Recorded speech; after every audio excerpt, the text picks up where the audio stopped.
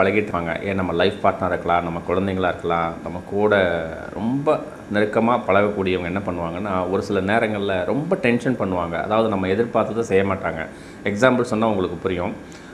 Cellphone பார்க்க வேண்டாம் அப்படின்னு சொன்னிங்கன்னா, நம்ம ஒரு ட்ராவல் பண்ணுவோம், இல்லை ஒரு இடத்துல பேசலாம், டிஸ்கஸ் பண்ணலாம்னு அவங்களோட இருக்கும் பொழுது செல்ஃபோன் பார்த்துட்டே இருப்பாங்க. அதாவது அந்த ஆப்பு கண்டுபிடிச்சோடனே கூட அந்தளவுக்கு செயல்பட்டுருக்க மாட்டான். அந்தளவுக்கு அந்த செல்ஃபோனை பார்த்துட்ருப்பாங்க.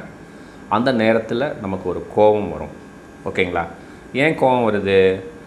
நம்ம பேசுகிறத அவங்க கேட்கல, நம்ம ஷேர் பண்ணலாம்னு நினச்சோம், கேட்காம இருக்காங்களே அப்படின்னு கோபம் வரும். அந்த மாதிரி நேரத்தில் கோபத்தை செயல்படுத்தாமல், சரி ஓகே அப்படின்னு சொல்லிட்டு நமக்கு வாழ்க்கைக்கு என்ன தேவை அப்படின்னு நினைக்கிறோமோ அதை அப்படியே அஃபர்மேஷன் பண்ணிகிட்டே வாங்க.